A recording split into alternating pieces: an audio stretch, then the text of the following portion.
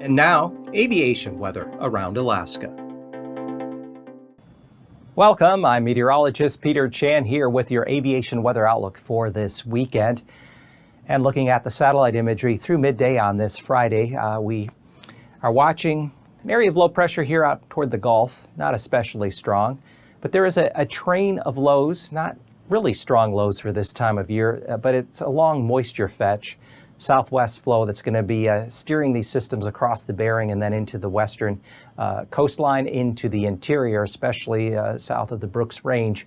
And we have colder air that's worked its way in along the Russian Arctic coast. Temperatures there are at or below freezing, and some of that colder air is pushing into the northwest coast and along areas around Utqiagvik eastward. As we expect here through the course of the weekend, more moisture will arrive, as you'll see in the map coming up here by Sunday, and that area of rain will expand across the central interior, especially between the Alaska Range and the spine of the Brooks Range. So wetter conditions, lower ceilings. Saturday morning, IFR along areas of the Gulf associated with that weakening low.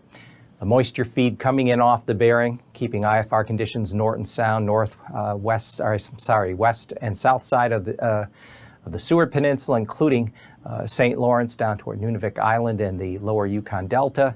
On Saturday afternoon, we see generally VFR conditions here across much of the southern half of the interior, but IFR there along the lower Yukon Delta on up toward Nome and just through the Bering Strait. Area of IFR out of the Gulf. Sunday morning, notice this area expanding as the moisture feed increases off the Bering and starts to push into the southwest and western interior. And so we expect IFR conditions, lower ceilings, and areas of rain expanding. VFR should be prevalent Sunday morning along the Alcan border and much of the Panhandle. And we expect VFR conditions across much of the southeast mainland along the Alcan border, including the Panhandle. But as that moisture spreads inland, there will be areas of rain.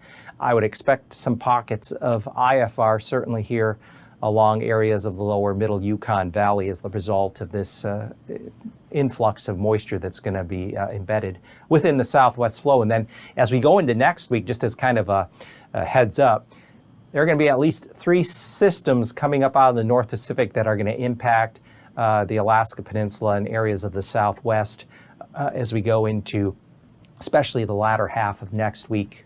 So looking at passes on Saturday, Anaktuvik Pass, generally MVFR conditions expected, as will be the case there at Adigan Pass in the central part of the Brooks Range. Further southwest, Lake Clark and Merrill should hold on to another VFR day, as will Rainy Pass. As we go up through the central Alaska Range, Windy Pass may see MVFR conditions throughout the day. Saturday, Isabel, MVFR to start early on, giving way to VFR. Further east, Mentasta should have little issues there with VFR conditions.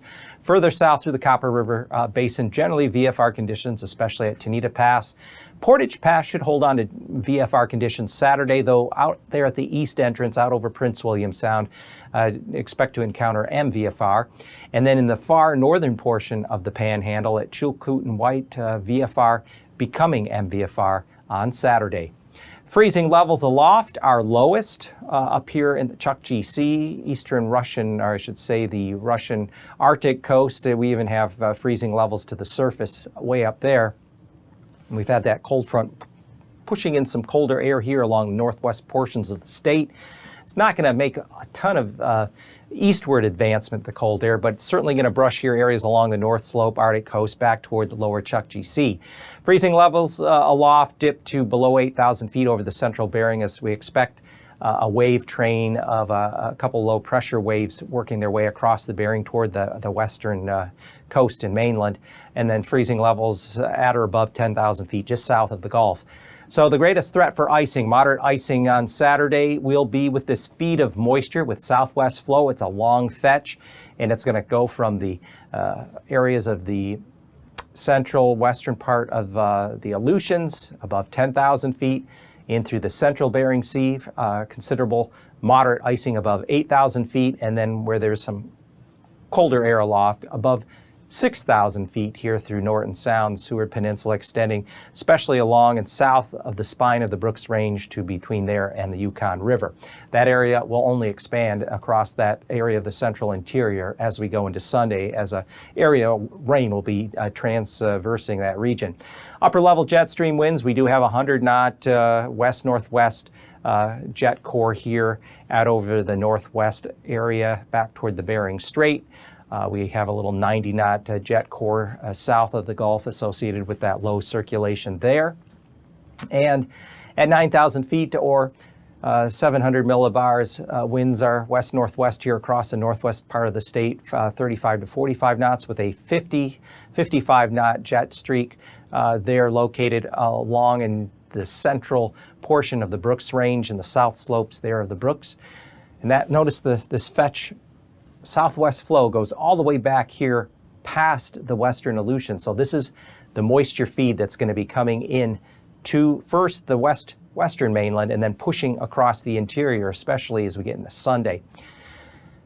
And then on Saturday, 3,000 foot level winds. We have the low pressure circulation here just above the surface over the Gulf, lower Gulf. Southwest flow continues back across the mainland here out over the Bering with another jet core of 50 to 60 knots through the central, bearing back toward the western Aleutian. So the greatest threat for turbulence on Saturday will be along areas, especially south slopes of the Brooks Range, extending into the Yukon Flats, but especially that area between the Brooks Range and Yukon River, surface to 4,000 feet, extending back through Norton Sound, including Nome, areas along the Yukon Delta, back toward St. Lawrence and St. Matthew. Pocket of moderate turbulence possible there along the northwest coast, around Wainwright, toward just west of Utqiagvik. A pocket in through the central Alaska Peninsula, surface to 4,000 feet. And then finally back to the west, there could be some moderate turbulence, especially back through the western half of the Aleutians, surface to 3,000 feet from around Adak back toward Shemya.